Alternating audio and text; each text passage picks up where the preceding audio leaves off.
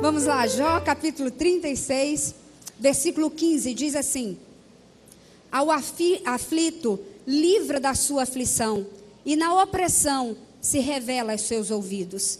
Versículo 26, e isso tem sido a característica de Deus para mim: eis que Deus é grande, e nós não o compreendemos. Eu acho que tem sido essa palavra que ao longo desses 4 anos, quase 20 anos, que eu faço agora, em maio, que aceitei Jesus, todos os dias eu tenho percebido esta palavra, que Deus é incompreensível. E tentar justificar Deus com a nossa racionalidade humana é quase que impossível. Mas eu posso dizer com toda a propriedade que é um coração, quebrantado, aflito e contrito, Deus não resiste e Ele se inclina para nós. Eu gostaria de compartilhar que tudo que acontece conosco há uma história. E só para os irmãos entenderem onde foi que eu fui parar, eu quero começar contando uma parte da minha infância. Eu quero dizer que eu sempre fui, vivi num lar muito pobre, para não dizer miserável. Passei muitas necessidades financeiras. Estes dias, na casa de uma amiga, eu estava comendo a rapa do arroz e ela começou a rir de mim. E eu disse que era uma herança da minha infância, porque muitas vezes na minha casa só tinha arroz para comer. E como só tinha arroz, eu colocava um pouquinho mais de gordura e fritava aquele arroz para ele mudar de gosto e ficar saboroso. E até hoje eu gosto de arroz frito, queimado, para não dizer queimado, e as minhas filhas também. E nossa casa era uma casa de muita necessidade. E eu tive um pai que era ex-combatente, um pai muito endemoniado, e que as visões, a lembrança que eu tenho do meu pai, era o meu pai correndo atrás da gente dentro da nossa casa, principalmente depois que havia alguma festa ou algum som mais alto na minha casa. Meus tios ficavam dentro da minha casa tentando impedir que o papai nos matasse, porque ele corria atrás da gente com facas, e muitas vezes o meu tio saía machucado porque ele vinha para cima da gente, porque ele tinha lembrança de quando ele foi para a Itália e participou da guerra aí. Então meu pai era um homem extremamente oprimido, mas era um homem que me amava muito. E até os 9 anos de idade, a lembrança que eu tenho do meu pai é me colocando para dormir no colo, era me levando para a minha cama depois de dormir, e eu lembro que ele me colocava para dormir e eu segurando na orelha dele. Mas aos 9 anos, eu peguei o meu pai traindo a minha mãe. E quando eu peguei o meu pai traindo a minha mãe, Satanás entrou nesse negócio, porque ele veio para matar, para roubar e destruir as famílias. Porque quando uma família é destruída, todas as outras extensões da sociedade são atingidas por uma família desequilibrada. E naquele momento papai tomou um ódio. E nessa época, papai já fazia parte do Vale do Amanhecer, lá em Brasília, um lugar onde os irmãos já devem ter ouvido falar. Há encontros nacionais e mundiais, encontro de bruxos. Na época que acontecem essas reuniões naquele lugar, a gente vê de longe fogo caindo do céu e tantas coisas demoníacas acontecem naquele lugar. E eu me recordo que a partir dos 9 anos, eu tinha apenas 9 anos, quando meu pai virou para mim e disse: você é uma prostituta, você não vale nada, você não vai ser nada, e você vai se deitar com os machos por um prato de comida para você não morrer de fome. Agora você imagina o que é uma criança de 9 anos, que é apaixonada pelo seu pai, que vê o seu pai como seu herói, mesmo ele sendo bravo com todo mundo, mas comigo ele sempre tinha um sorriso e ele tinha um beijo para dar. E de repente aquela pessoa que você vê a sua segurança te xingando de prostituta e te amaldiçoando com toda a legalidade que ele tinha. E papai passou os anos, era isso que o papai fazia. A partir daquele momento o meu pai virou um monstro. Eu lembro que eu pegava o papai indo comer todas as tardes, ele ia para um lugar, ele comia, lanchava, e muitas vezes eu passava em cima de um barzinho, à frente de um barzinho, e o papai estava comendo e tomando Coca-Cola, e a gente dentro de casa morrendo de fome.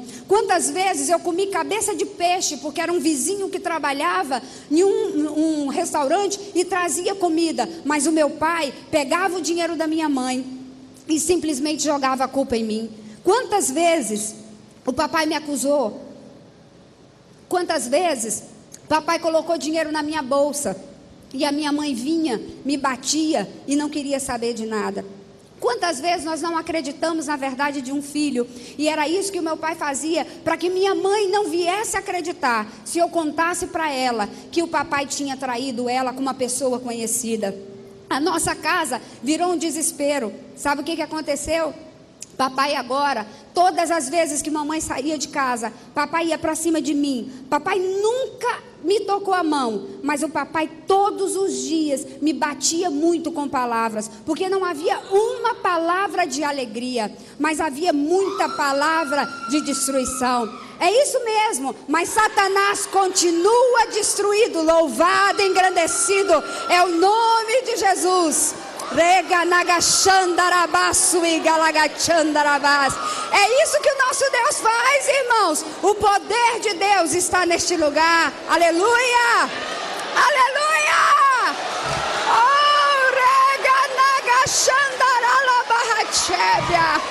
Aleluia.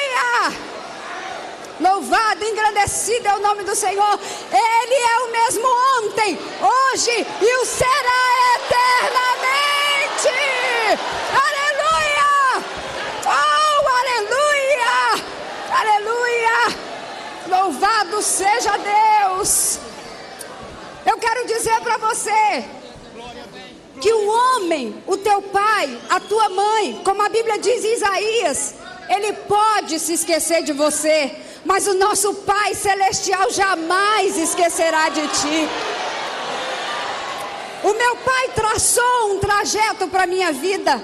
O meu pai disse que eu não seria nada. O meu pai me amaldiçoou em todos os momentos. Eu me recordo de uns amigos que estavam na minha casa. E o meu pai pegou um facão muito grande e entrou naquele quarto e saiu simplesmente: não vai me matar, não vai, porque o sangue de Jesus tem poder. Aleluia, aleluia.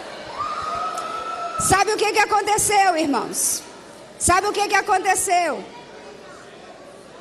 Deus começou a escrever uma nova história. Meu pai colocou todos os meus amigos para correr de dentro da nossa casa com facão. Mas Deus estava traçando uma nova história para a minha vida. Aleluia! Louvado seja Deus! Aleluia!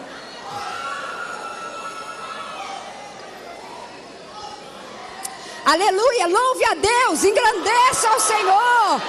A presença do Senhor é muito forte neste lugar. Aleluia, aleluia. Oh, a minha alma engrandece ao Senhor. Oh, aleluia. Oh, aleluia. Irmãos, nunca se esqueça do que Deus fez por você. A Bíblia diz no Salmo 103, bendize a minha alma ao Senhor e não te esqueça de nenhum dos seus benefícios. É isso, Satanás não suporta. Depois de 20 anos a gente continuar dizendo que nós amamos o Senhor porque Ele nos amou primeiro. Aleluia! Meu pai expulsou os meus amigos. Eu era ridicularizada no meio da rua. As pessoas lembravam do passado do meu pai e me ofendiam no meio da rua. Agora imaginem, se o meu pai me chamava de prostituta, se o meu pai não dizia que eu não seria nada, imagina o que a sociedade pensava de mim. Eu sempre fui extrovertida, comecei a desfilar aos 15 anos, e quando eu saía, eu via quantas pessoas falavam mal de mim. Eu me lembro aos 15 anos, um homem mais velho que tentou ficar comigo e eu não quis aquela pessoa, ele saiu me difamando, dizendo que havia se deitado comigo, e as pessoas acreditaram, porque muitas vezes, irmãos, é muito mais fácil acreditar na mentira do que acreditar na verdade. E eu me lembro, quando eu cheguei na minha casa, eu não sabia de Deus, eu ia para a igreja católica, eu entrava e saía no ritualismo, numa religiosidade. E eu lembro que eu cheguei no portão da minha casa e eu disse: Deus, se o Senhor existe, eu quero que o Senhor me escute agora. Eu quero dizer que tudo que eu precisava era de uma pessoa que acreditasse em mim. Eu queria só uma pessoa que acreditasse em mim e estivesse aqui do meu lado. E eu disse para o Senhor: mas eu quero te dizer que a partir de hoje eu serei essa pessoa que eu estou querendo.